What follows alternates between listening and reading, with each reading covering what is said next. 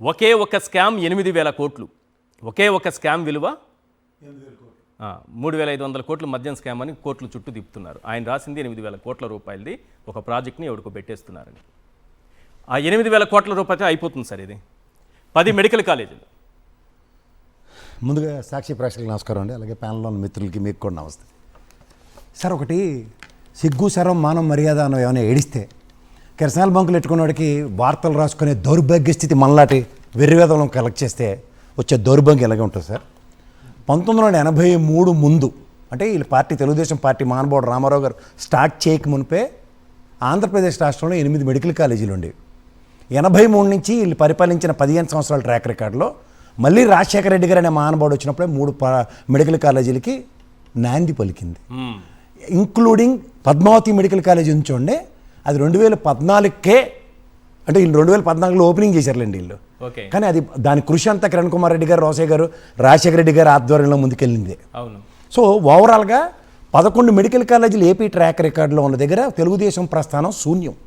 Including 7 medical కాలేజీలు చంద్రబాబు నాయుడు గారు కట్టారని TDP official social మీడియాలో పోస్టులు పెట్టారు. సార్, మీకు సోషల్ మీడియా గారే పెట్టించున్నారు. సరే, నేను ఒకటే మాట చెప్తాను, మరి ఎవరు పెట్టారో తెలియదు.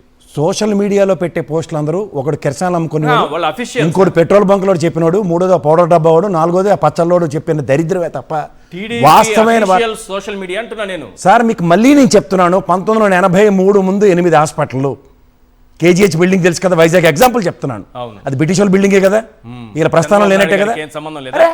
బ్రిటిష్ వాళ్ళ కాలం బిల్డింగ్ అంటే మళ్ళీ ఎక్కడుంది? మరి 27 అంటే కర్నూలు మెడికల్ కాలేజీ, కర్నూలు ప్రభుత్వ medical college, Tirupati RIMS, Kadapa RIMS ఎప్పుడొచ్చే? రాజశేఖర రెడ్డి గారి ఆయనలోనే. సార్, ఎందుకు సార్ అనవసరంగా టైం వేస్ట్? ఒక్కటి మాట చెప్తాను సార్, మా పాసం యాదగిరి గారు, మా గురుగారు, జర్నలిస్ట్ గురుగారు ఉన్నారు, ఒక మాట చెప్పాడు. ప్రభుత్వం అన్న మాట వినబడగానే ఎత్తిపోతల పథకం ప్రవేశపెట్టింది ఎవరంటే తెలుగుదేశం ప్రభుత్వం. ఎందుకంటే నిజాం షుగర్స్ దగ్గర నుంచి ప్రస్థానం చూసుకోండి, ఒక్కటైనా ప్రభుత్వ సంస్థ రియల్ ఎస్టేట్ కాకుండా ఏమైనా అంటే కూడా మా జర్నలిస్ట్ మిత్రుడు సాయి చెప్తున్నాడు, 70,000 కోట్ల ఆస్తులు అన్యాక్రాంతం చేయడానికి తెరలేపబడుతుంది. ఏదైనా రియల్ ఎస్టేట్ వ్యాపారమే.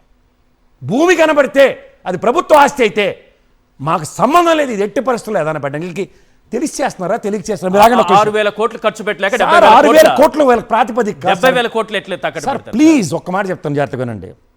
ఈ 17 మెడికల్ కాలేజీలు ఎప్పుడైతే జగన్మోహన్ రెడ్డి గారు నాంది పలికాడో సెంట్రల్ గవర్నమెంట్కి దిక్కు లేక ఈయనకి అవకాశం ఇచ్చింది. చెప్పనా మీకు?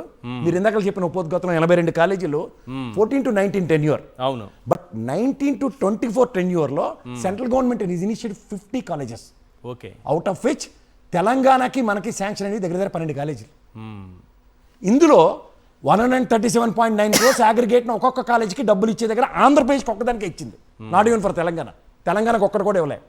సో ఇది గమనిస్తే మీకు 17 కొడుకు జగన్మోహన్ రెడ్డి వలన, 11 రాజశేఖర రెడ్డి గారు ఆయనలో 3, మిగిలినది 1983 తెలుగుదేశం పార్టీ ఆవిర్భవించక మునుపు.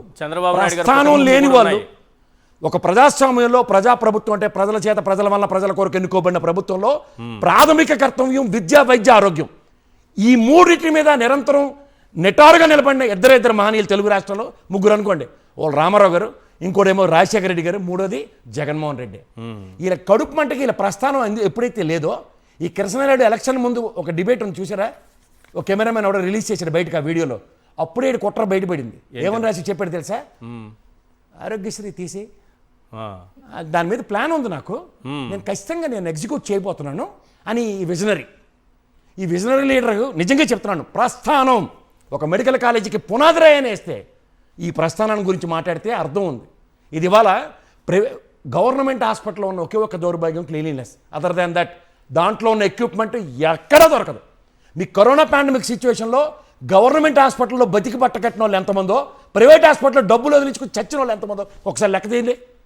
ఆ టర్ములో కూడా ఓ జగన్మోహన్ రెడ్డి అనే ఓ ముఖ్యమంత్రి మన రాష్ట్రాన్ని పరిరక్షించిన ఉదంతా అవుతారు చెప్పండి. ఇవన్నీ కొట్టొచ్చినట్టు కనబడుతుంటే వీళ్ళ దగ్గర స్టాటిస్టిక్స్ ఆఫ్టర్ ఆల్ 6,000 ఎంతంటే ఇప్పుడు అలా కావాల్సింది 6,000 చిల్లరండి కోట్లు. అవును, అంతే. ఎందుకంటే ఒక 5 కాలేజీలు ఏ విధంగా ఎగ్జిక్యూషన్ వచ్చాయో ఇది చూడమనండి సార్. మన తెలంగాణలో సెక్రటరియట్కి ధీటుగా పులివెందుల హాస్పిటల్, ఆ శిల్పా రవి, ఆ కుర్రాడండి చిన్న పిల్లాడు, ఆ నంద్యాల మెడికల్ కాలేజీకి ఎంత సాగు చచ్చాడో నాకు తెలుసు. తెల్లారు లేస్తే కోట్లమ్మడ తిరుక్కున్నాడు. ఆ కాలేజీ వాళ్ళ ఫంక్షనింగ్కి వచ్చి దగ్గర 500 సీట్లు పైచీలక అడ్మిషన్స్ జరిగాయి. అవి సార్ సత్ఫలితాలు అంటే. ఓ ప్రజాస్వామ్యంలో ప్రజానాయకుడు ప్రజల ఆక్రందనను తీర్చుకోవడం, అది ప్రజాస్వామ్యం అంటే. ఏ కెరసన నమ్ముకున్న వాళ్ళని తీసుకొచ్చే జర్నలిస్ట్ అంటే ఈ డైలీ కూలీలు అంటారు చూడండి, అడ్డా మీద కూలీలు ఉంటారు. ఎవడు ఈరోజు తట్ట ఎత్తమంటే పేడ ఎత్తారు, రేపేమో ఇసుక ఎత్తారు, ఎల్లుండి ఎందులో పడి సామంట చేస్తారు. వీళ్ళ జర్నలిజం విలువలు విశ్వసనీయత లేకుండా డైలీ ఆర్టిస్టులను పెట్టుకుని నడిపించే కార్యక్రమంలో అసలు రాష్ట్ర ప్రయోజనాలు సార్. మీకు ఇంకోటి చెప్తున్నాను, ఆరోగ్యశ్రీ దరిద్రాంకుడు ఆరోగ్యశ్రీ కూడా ఇన్సూరెన్స్ ప్రీమియం తగలబెడుతున్నారు. ఎక్కడ 25 లక్షలు, ఎక్కడ 25 లక్షలు సదుపాయాలు? ఈ మెడికల్ కాలేజీలో వాళ్ళ దూరదృష్టి ఎలా ఉండదు చూడండి, తండ్రి కొడుకుది. ఏది ఆరోగ్యం గురించి ఆలోచించి ఆరోగ్యశ్రీతో 20 సంవత్సరాలు అంటే దగ్గర 2 decades సక్సెస్ఫుల్గా 2 స్టేట్లో నడిస్తే వీళ్ళకి ఒళ్ళొంగక చేతకాక 18 సంవత్సరాలు చదివిన ఒక మెడికల్ ప్రాణాలు తెగించి ఆరోగ్య శాఖ మంత్రి ఇచ్చారు 14 నుంచి 19 దాకా. తెలివితేటలు ఉంటాయి విజయనగరం మెడికల్ కాలేజ్ గురించి. మా సుజయ్ రంగారావు గారికి చెప్తున్నాడు, ప్రైవేట్ కాలేజీ పెట్టుకుంటే ఏర్పాట్లు చేస్తారట. ఎందుకు తెలుసా? సీట్లు అమ్ముకోవడానికి. మళ్ళీ పీపీఏ పద్ధతి అంటే హైవేలు సస్తనం చూశారు కదా, పుట్టిన కానించి టోల్గేట్లు కట్టుకుని ఎప్పటికీ అంకితం అవుతాయి. అయినా ప్రభుత్వం ఒక ఆరోగ్యం పట్ల చిత్తశుద్ధి చాటుకుంటూ పరిరక్షించే దగ్గర ఆరోగ్యాన్ని గాలికి వదిలేసి ప్రైవేట్ వాళ్ళు ఏదైనా పెడితే ఎంత సస్తున్నాం అండి. ప్రైవేట్ హాస్పిటల్లో ఇందాక మిత్రుడు చెప్తారు కదా శివ, చాలా బాధేస్తుంది. ఈ కాస్ట్ ఎవరు భరిస్తారు? నేను సంక్షేమాలు చేసి స్థిరపడిపోతున్నావు పక్కన.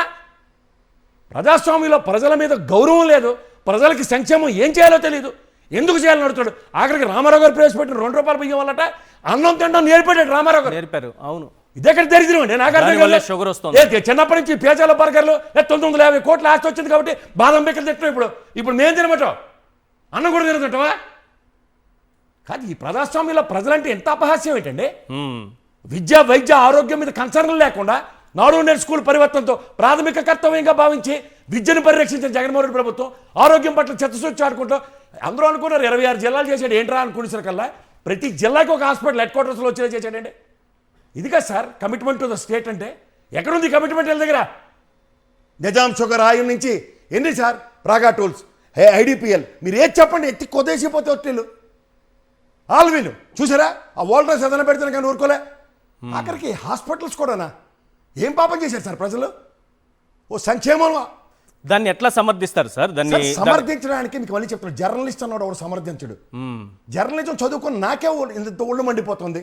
వాళ్ళు ప్రత్యక్ష జర్నలిజం చేసిన వాళ్ళు ఎలా మాట్లాడుతున్నారు చూశారు కదా. మీరు జర్నలిస్టే కదా, మీరు మాడగలరా విషయంలో? ప్రజాస్వామ్యంలో ప్రజల పట్ల కన్సర్న్ లేకుండా ఎవరండి ప్రజాప్రభుత్వాలు నెలకొల్పమని చెప్తారు? పవన్ కళ్యాణ్ అటువంటి నోరు పడిపోయిందా మాట్లాడలేడు ఇలాంటప్పుడు? ఇదెక్కడండి క్యాబినెట్ నిర్ణయం ఉన్నప్పుడు కనీస అవగాహనతో, అరే ప్రజలకు సంబంధించిన విషయం కదా. 17 మెడికల్ కాలేజీలో 5 ప్రైవేట్ గవర్నమెంట్ కాలేజీలో 139 కోట్ల దగ్గర కేంద్ర ప్రభుత్వం శాంక్షన్ ఉంటే ఎక్కడి నుంచి మారుతారండి ఇలా? చదువుకోనోడు కూడా ఆలోచిస్తున్నాడు సార్ ఈరోజు, కానీ చదువుకున్న వాళ్ళు ఏమైపోయారు అర్థం కావట్లేదే. ఎవడైనా కార్పొరేట్ వైద్యం గురించి గుండె జల్లుమంటారు సార్. అప్పటిదాకా ఉన్న ఆడి స్థితి తలకిందులైపోతుంది ఒకసారి. ఇంట్లో ఏ పెద్దోడైనా హాస్పిటల్కి వెళ్తే. కరెక్ట్, చాలా మంచి పాయింట్ చెప్పారు. ఎంత చాలా ఆర్థిక జీవితాలు సంక్షోభం నాశనం సార్ ఇంట్లో అయిపోవడానికి కుటుంబానికి. కేవలం వైద్యం కోసం ఖర్చు పెట్టి జీవితాలు కోలుకోలేకుండా నాశనం అయిపోయిన కుటుంబం ఎంతమంది. ఎప్పుడు 2005-4లో మహానుభావుడు రాజశేఖర రెడ్డి వచ్చిన తర్వాత కళ్ళు మూసుకుని ప్రాంత ప్రజలు తిరుగుతున్నారు సార్. 2 రాష్ట్రాల్లో 2 డెకేడ్లు సక్సెస్ఫుల్ మాడ్యూల్లో నడుస్తున్న దగ్గర ఒక చిత్తశుద్ధి చాటుకుంటూ ముఖ్యమంత్రి చేసిన దానికి కూడా వీళ్ళకి ఒళ్ళొంగపోతే ఎవరైతే చేస్తారు సార్?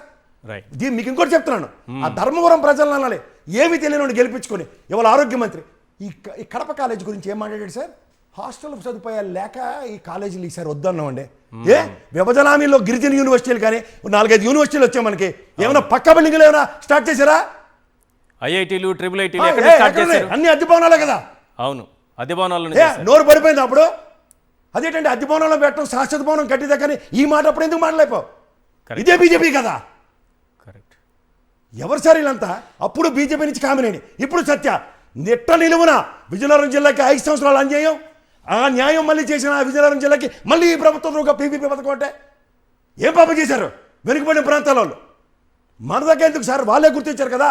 13 జిల్లాలతో ఏర్పడిన రాష్ట్రంలో 7 జిల్లాలు వెనకబడిన జిల్లాని 50 కోట్లు చెప్పని ఇచ్చి మొదటి 350 కోట్లు వెనక తీసుకుపోయారు కదా. అవును, వెనకబడిన ప్రాంతం లేదా? కరెక్ట్. ఒక ముఖ్యమంత్రి చిత్తశుద్ధి చాటుకుంటూ ప్రజా సమస్యల పట్ల నెట్టనిలో నిలబడితే నెక్స్ట్ వచ్చే రిలే బ్యారల్ అందుకుని ముందుకెళ్ళావా? రైట్.